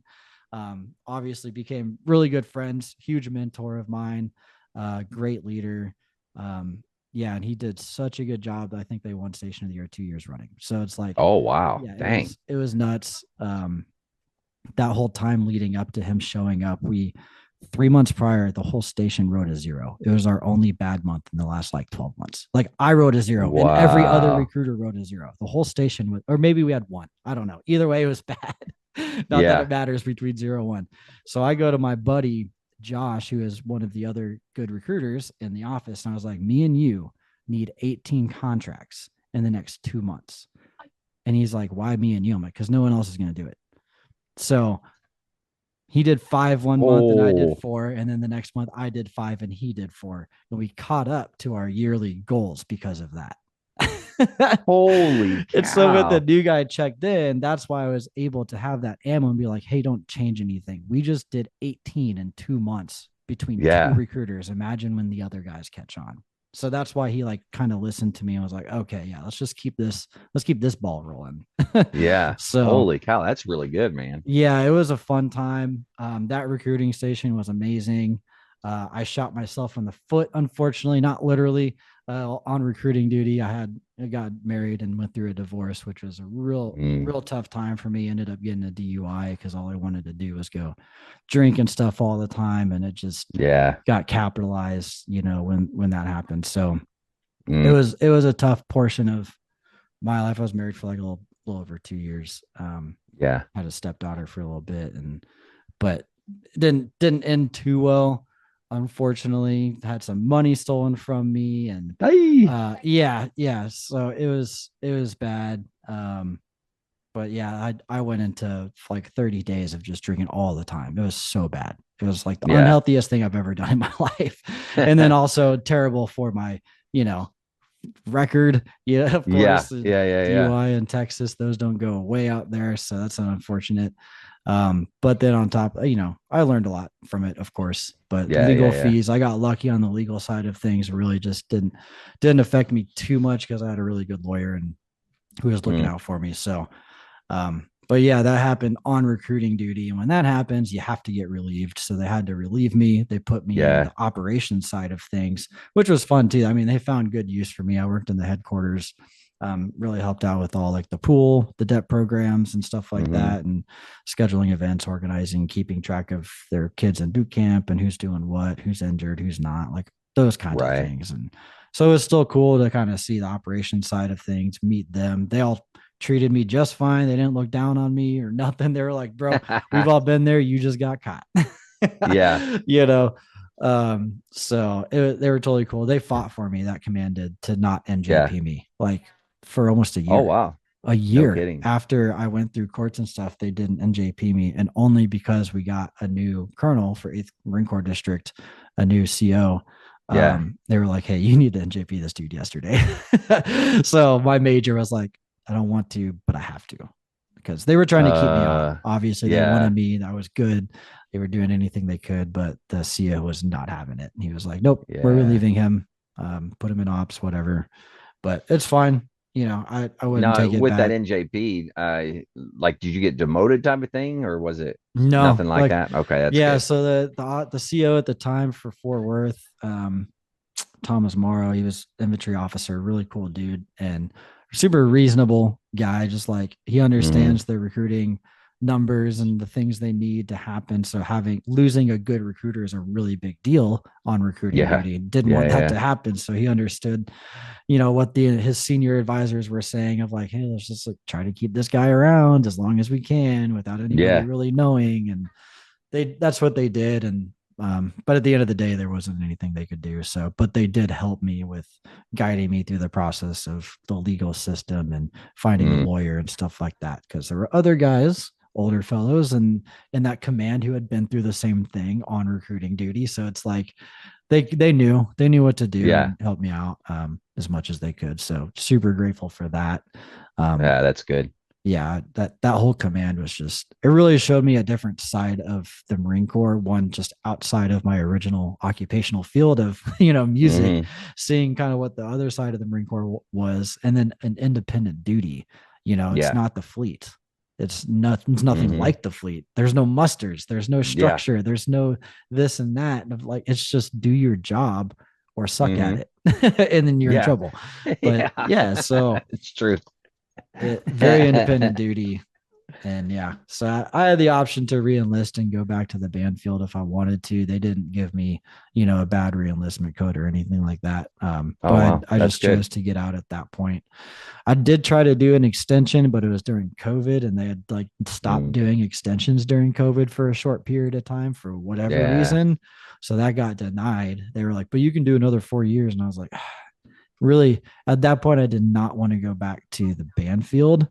Yeah. Um, for various reasons, just like I was like, oh, there's like more to the Marine Corps than just the band. Like I Yeah. actually really wanted to go back on recruiting, and I would have probably become a gold tagger. So in Yeah. career recruiting. But that didn't turn out. You can't just stay on recruiting duty. You have to go back to the fleet in between your first and second term on Yeah. recruiting. In So order in order to become a career recruiter, you have yeah, to have gone back and then or gone exactly. back on a second tour or whatever later. Yeah, and you have to be Yeah. a staff in CIC, and then yeah, you got to get Mm. selected. So Gotcha. um, it turned out the way it did, but I don't regret any of that. Recruiting duty was a wild time and super fun. If you get the chance to do it and you're good at it, by all means, go do it. Because it's Yeah. I liked it because it was less structured than the fleet, and it was more independent. You had the freedom to Hmm. control your schedule if you were doing your job right, and Yeah. that was fun to me. And then the kids, the recruiting, some of them were absolutely amazing to just interact with and be around, Hmm. and super inspiring to be like, oh, this is like the next generation that I'm finding and producing and putting into the Marine Corps. And all the time I would ask, oh, would I want to spend an enlistment with this person? And that's kind of how I Oh, would be like, oh, do I want to recruit this person or not? Because I was yeah. I was at that point where I could kind of pick and choose. If there was somebody I didn't like that came into my office, I would tell them to go to the Air Force, like, or the Yeah. Army. Like, I don't want you. we turn people away in Denton every now and then. It was Yeah. interesting, which is not normal in a recruiting station. But Yeah. Yeah. True. we Yeah. we did really care about them. And Frank Laura, the Gray Staff and CIC, he was incredible, building just a culture there that Hmm. everybody could attach themselves to. He got Right. the families included, he got the brothers and sisters included, and like we Oh, were all wow. on board to support that. And like it just created a community within a community out there in Denton. And it was a lot of fun to be a part of and help foster. Um, I had a pool of like over 30 kids at one point. It was huge. So Wow. just my own, you know, um, for people not familiar, those are That's all pretty people freaking waiting big. to go to boot camp. Yeah. Yeah. So like total, our recruiting station would frequently have pools of 60 plus, 70 plus. It could. So it was Wow. nuts what we were producing out there.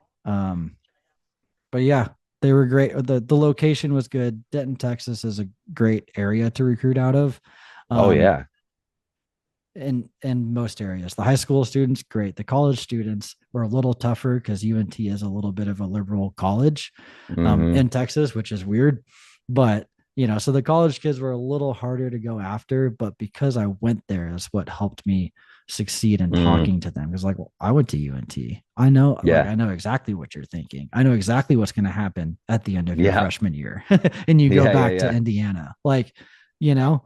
So, or whatever the case may be. So there's a lot of parts to recruiting that I could dive into, and we could take, spend days on it. But um, yeah, I wouldn't take it back Well, shoot, for there's anything. probably there's probably recruiters out there right now that are like, oh yeah, please tell me more. Yeah. Oh yeah. They're like, tell me all the secrets, right? No. Yeah.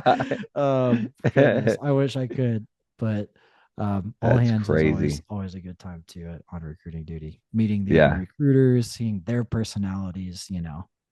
We would say you recruit yourself over and over again because you Uh, attract people with similar personalities, and then they learn from you, so they start to act like you, and then by the time they go to boot camp and become a Marine, they're like a bunch of mini me's running around out there. yeah, yeah, So no, that's probably the best part, is seeing those kids grow and develop from yeah. the Hmm. very beginning. You met them day one in their parents' Yeah. house or at school or at soccer practice or whatever, or working the Taco Bell drive-through, like wherever. I did. I Love it. recruited somebody out of the Taco Bell drive-through, which is probably Very one of the nice. crazier places I recruited out of. But um, yeah, just seeing them develop and go through that, and then coming back a Marine was always Yeah, awesome.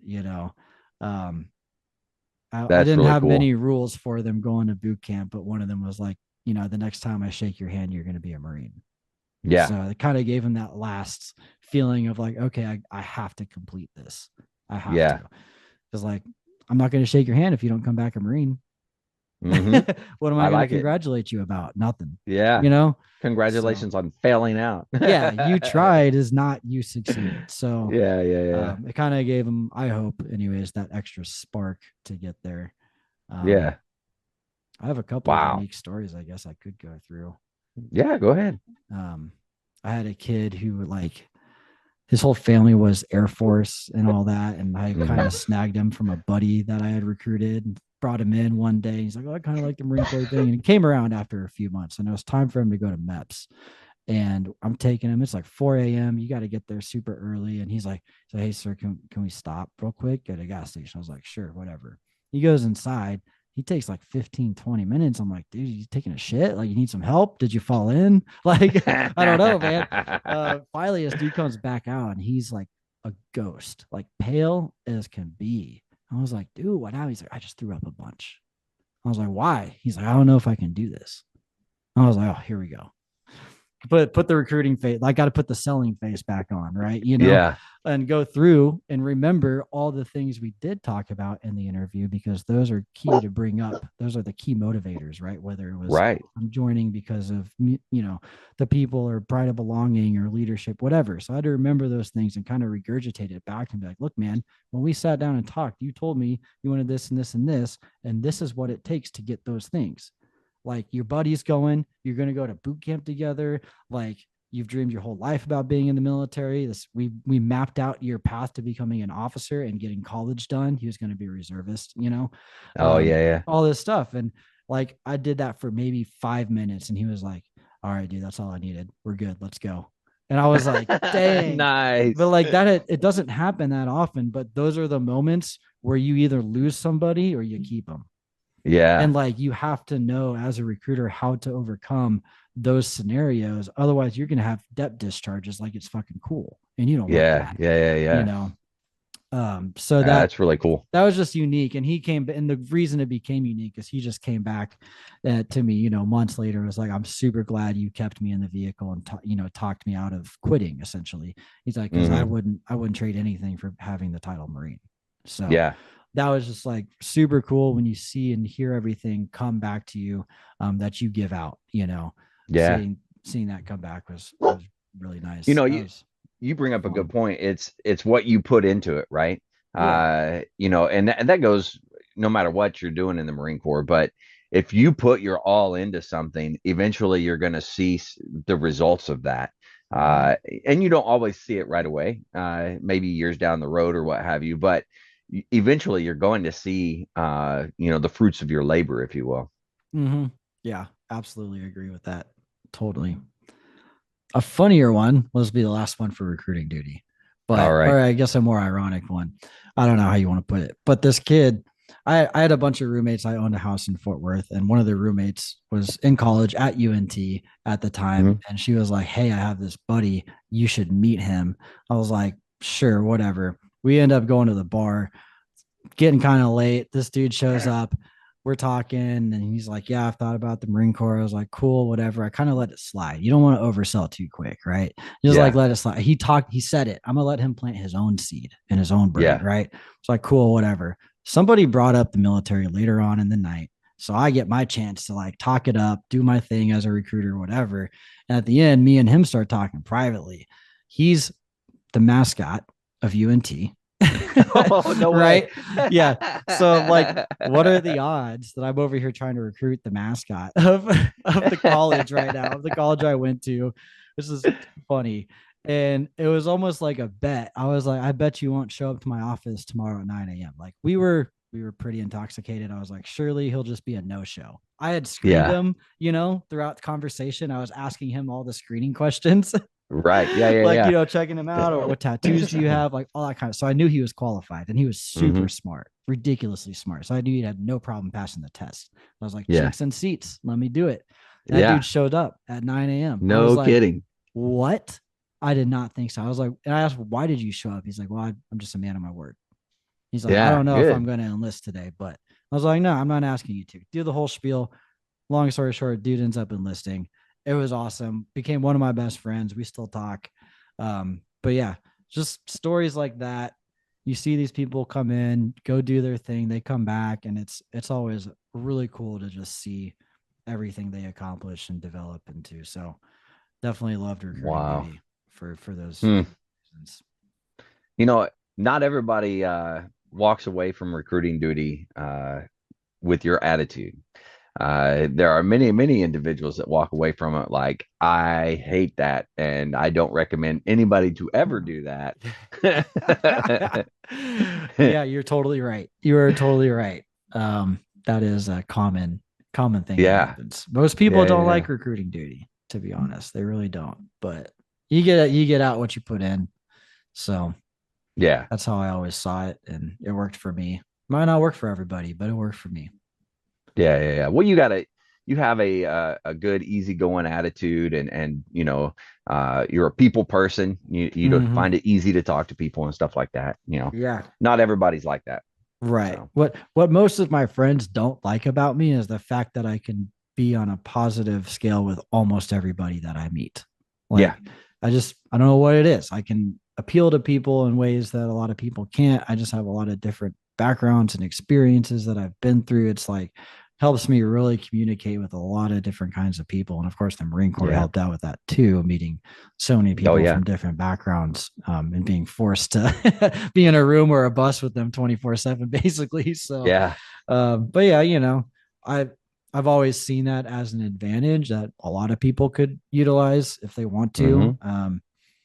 Not everybody's like that or wants to have that many acquaintances or people part of their network. But Yeah. for me, a lot of it is, later on down the road, that person might need me or I might need them for something. So there's no reason to burn a bridge for the sake of burning a bridge. It's like be Yeah. friends or at least be on a positive basis with almost every person you meet, because that's going to enhance your life later on down the road. You don't have to be best friends with them. You don't even have to be friends with them, but be able Yeah. to reach out and have them respond in a positive manner.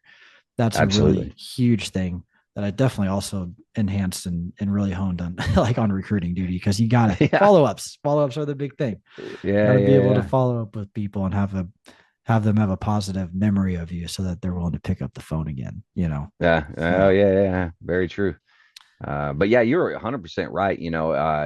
It really does boil down to having positive relationships with people. Mhm. It could be somebody you just met, or it can be somebody that you've known for a long time. You may like them, you may not like them. You've still got to Exactly. be able to communicate in a way that that person feels comfortable communicating with you, and vice versa. But you know, it's important. Yeah. You got Yeah, it it really down. is. Yeah. There are a lot of trial and error for sure. And experiences. But yeah, no, Yeah, it was incredible. Incredible. Um, very nice. but yeah, I mean, I've been out for a while now. So, how long have Think you been about out? it. Since 2021. So it's 4 Holy years cow! come June, Yeah. which it feels like two So weeks. But it feels like 2 weeks. Now, what all have you done since you got out? when I first got out, I sold a house, so I sat on my ass for a little bit to figure out what I wanted to do. Then Yeah. I decided I was like, I'll take recruiting to the civilian world. So I picked up like a 6 month contract with Amazon Web Services, and I recruited Mm. veterans for a program that they were starting up.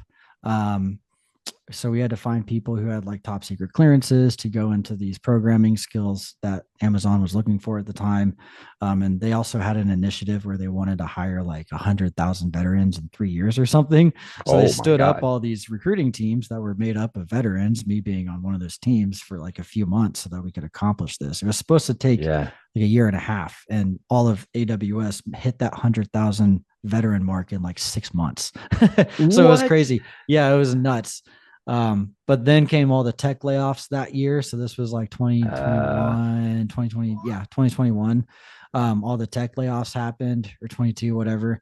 And they wanted to keep all these contract recruiters, but because of the layoffs, they're like, well, now we don't have a need for you guys. So none of you are going to go uh, permanent. We just did our 6 months and we're done at that point. So, oh but that was wow. kind of my first step into like civilian recruiting world, which is not the same as military recruiting, but the concept is. So, Yeah. as long as you understand how to talk to somebody and get them on your side, basically you can be a recruiter. Yeah. And know what you're selling, know your product, right? So Hmm. you got to know about the Marine Corps to sell the Marine Corps. Got to know about Yeah. Amazon to sell Amazon, right? Yeah. Yeah. Yeah. Makes So, sense. but Amazon kind of sells itself. You don't really have to convince people to come work there. They pay Yeah. pretty well in the tech industry, so everybody knows that. So it Yeah. wasn't really hard to hire people at AWS, aside from them needing a clearance. So Right. we call that cleared recruiting. Which I went on to another company and did. I got hired by a company called Exitor, which they were based out of DC, who later got acquired by a much larger firm called Parsons Corporation. They're a huge engineering defense contracting firm. So I did all cleared recruiting for them. I only did cleared recruiting in like the intel field. I did recruited a lot for the 3-letter agencies, things like State Department and stuff like that. And then engineering stuff. So critical infrastructure, we recruited engineering teams to do stuff all over the world, and within the US. So that was an interesting job. But it was like all in the cleared sector. And that is just a weird industry for me. Like I have a secret clearance, never really used it for anything. Yeah. But then, hiring all these people that need top secrets with CI polys and full scope polys and this and that, it gets a little intertwined and confusing when somebody got their polygraph done by the FBI, but that doesn't translate to the NSA because theirs is different.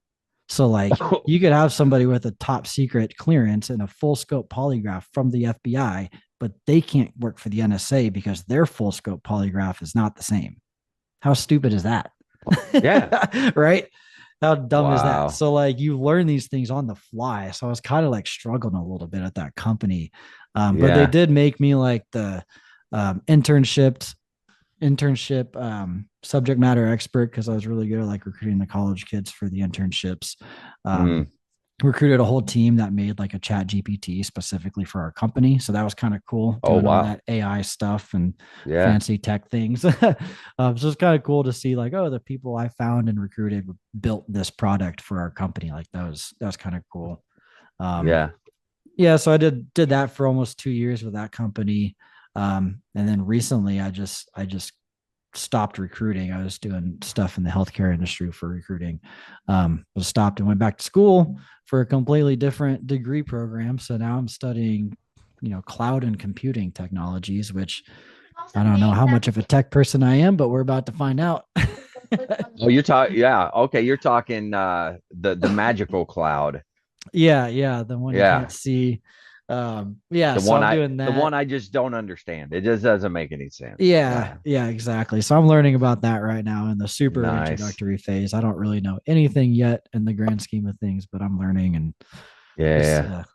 it works well. I don't do recruiting anymore. I work at a golf course, which is fucking awesome. Work at like this nice, like fancy golf resort in the middle of Florida, and like, yeah, it's pretty wild. Yeah, Heck yeah. just I do like that it. to fill the time between classes, and then of course in podcast I think you just put out about vetilepsy, working on that with Yeah. Ken. So That that went out takes up. today, actually. So Oh, nice. Yeah. yeah. I tagged you So, on it on the yeah, face that's where I pages. saw that. So Yep. yeah. The old face page. Yeah. Gotta Oh love it. yeah. So a lot of time going in between those two things. The golf job's like a time filler, really, because they do give me Yeah. free golf, and they have Yeah. 4 courses, and 3 of them are like top 20 in the US. So they're really nice. They're like very, Wow. very, very nice. I think it cost a normal person like $400 a round at this place. Yeah, it's nuts. So getting free golf Wow. is like a huge perk, and it's kind of fun to just stay after work No and kidding. hit a few balls for fun. So saves a lot of money because I do like to Yeah. golf and I'm bad. Yeah. Wow. But Man, no, well it's nice. that's awesome. So how long so you just started your degree? Mm-hmm. Yeah, Started that so back in late November, right after okay. So Thanksgiving. you've got a couple years left for that. Yeah. Yeah. Well, this is just an associate's right now. So I'll actually be done with that in December, but I'm probably going to roll that into like a cybersecurity bachelor's, which I would then have another 2 years to do. Oh So wow. Okay. possibly a total of 3. We'll see. Um, Wow. just depends. Also, I mean, this nonprofit thing, if me and Ken are pushing pretty hard on it. So it just depends how Mm-hmm. fast it grows and how much work we got to start putting in. So Yeah. that'll kind of dictate the next year and a half to 2 years of Right future on. self and what I'm doing. But yeah, right now just holding doors open, keeping those opportunities open, and whichever one Yeah. wants to pull me in first. That's kind of how I operate. Um, And there's nothing wrong with that, man. yeah, Nothing create wrong with that at all. opportunities and see which one wants to stick. So, That's right. um, but yeah, Well, getting shoot. out of the music world was tough. It really was. Yeah. 20, 25 years of doing it. And it's like, I'm that's it. surprised you don't do something like play guitar or. I did for a little bit, and I just don't. I don't play piano or Yeah. nothing. I haven't played a No trombone kidding. in years. Yeah, I still So, pick up a guitar and I'll play guitar every now and again. And every now and again, yeah. I'll even go out and do a little gig or whatever where I sing country and western tunes and Hmm. nothing spectacular, that's for sure. Yeah. But it gives me something to do every now and again. Yeah. I mean, it's a great hobby to keep up nonetheless. I Yeah, just, yeah, yeah, maybe I will in the coming years. Just really haven't had that itch to in the last couple of yeah, years. And I'll just let it be until it comes back. Some yeah, people try to yeah. like push me back into it. I'm like, well, no, there's some trauma associated with that. Let's chill. Like, need to let it simmer for a little bit. Yeah, 25 years of sitting in a practice room. That's some trauma right there. Like, yeah, geez, I used to practice like 4 to 8 hours a day. It was nuts. yeah, Oh, yeah. so Yeah, luckily yeah, I don't put that much effort into it yeah, at no, all. Not even close. I don't think too many of us So do anymore. Ken Ebo does, but he's yeah, he's he's yeah, too well good not to. he's out there. He's teaching somewhere, isn't he? I don't know. I don't know I'd what have to he's give doing him a now. call. I know I saw he did the his band that he does for Toys for Tots. Yeah, he's He did always that doing that. recently. Yep. Yeah. Which does a fantastic job with all that Oh stuff. yeah. Oh yeah, definitely. Well, man, as we approach the end, I always do the fully automatic rapid fire questions. Oh. So this is fairly new though.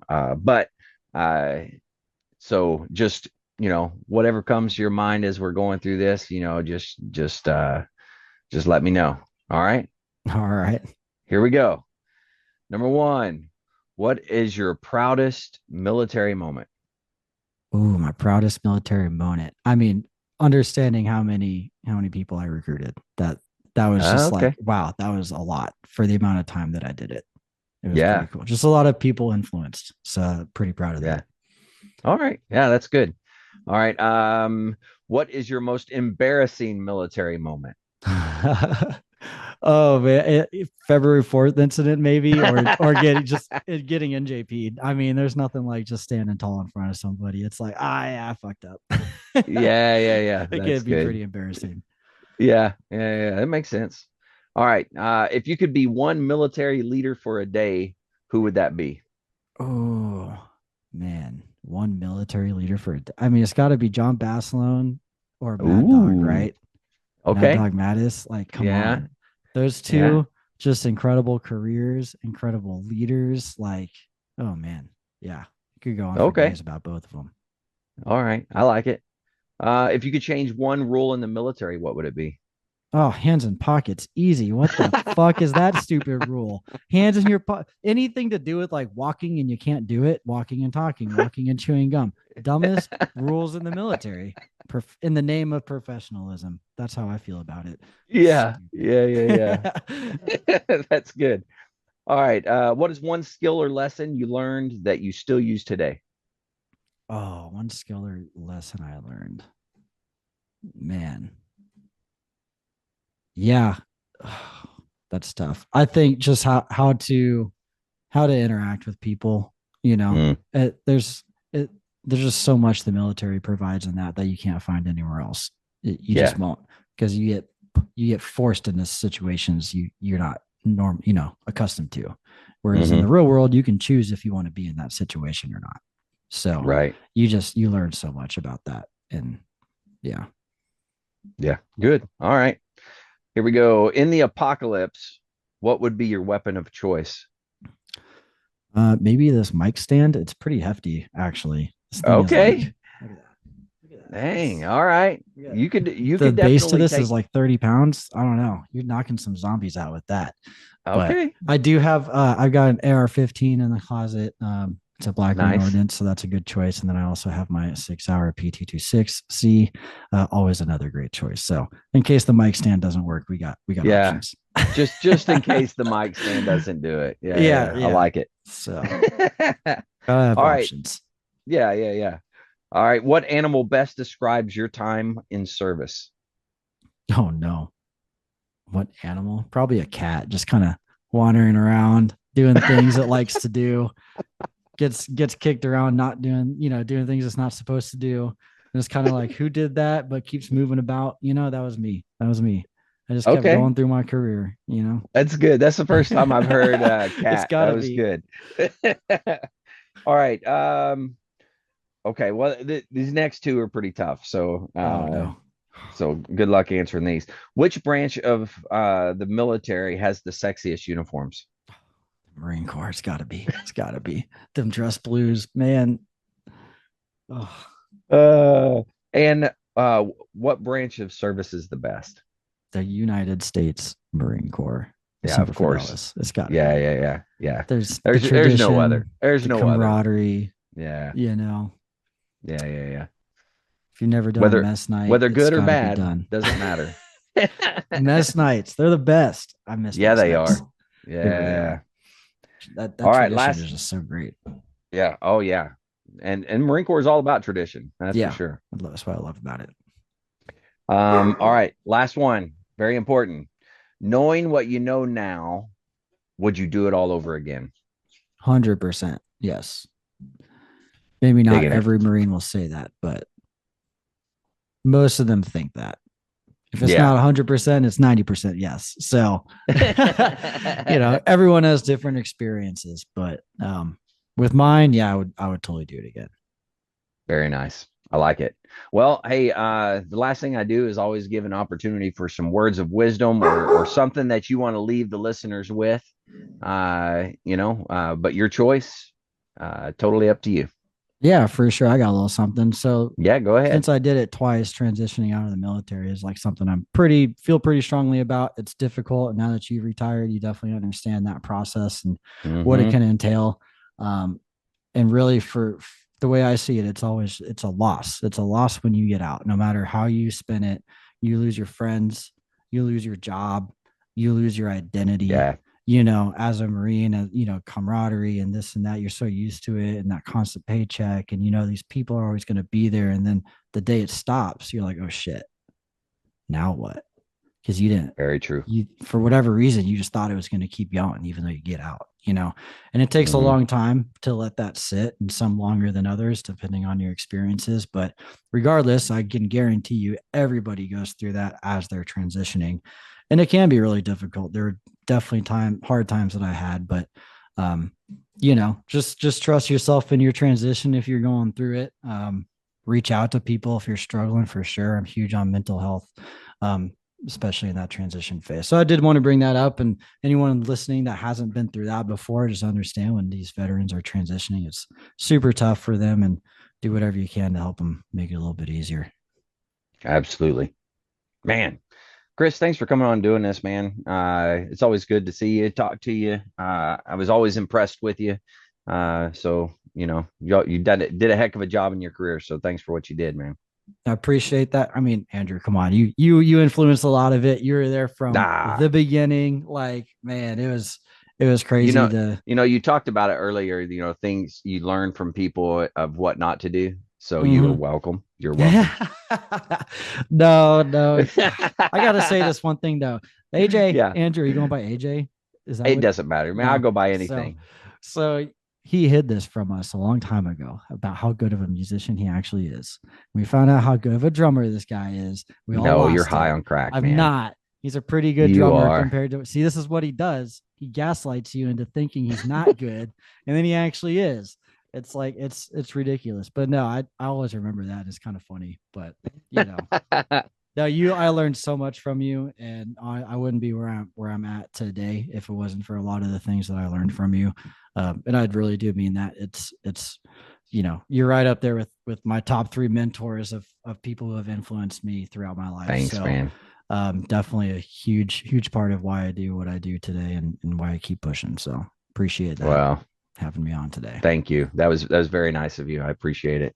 But yeah, you doing a great thing, and obviously helping out with this vetalepsy as well. Mm-hmm. If I can help in any way in any of your endeavors moving forward, please let me know. Absolutely appreciate that. Cool. All right. Well, to all the listeners out there, if you are struggling, you need help, anything like that, don't forget that the VA does have some great resources. You can always dial 988, press option one. You can text 838-255, or you can go to veteranscrisisline.net and click on the chat icon. Any of those options will put you in contact with somebody that can help you out. But remember, one veteran life lost is one too many. I care about you. Chris cares about you. The whole veteran community cares about you. So please reach out for help. And if you're out there, you're not struggling, reach out to the buddies you serve with. Ask them how they're doing. And if they need that helping hand, please give it to them. All right, Chris, one last time. Thanks, man. Truly appreciate it. To all the listeners, stay motivated, change your socks.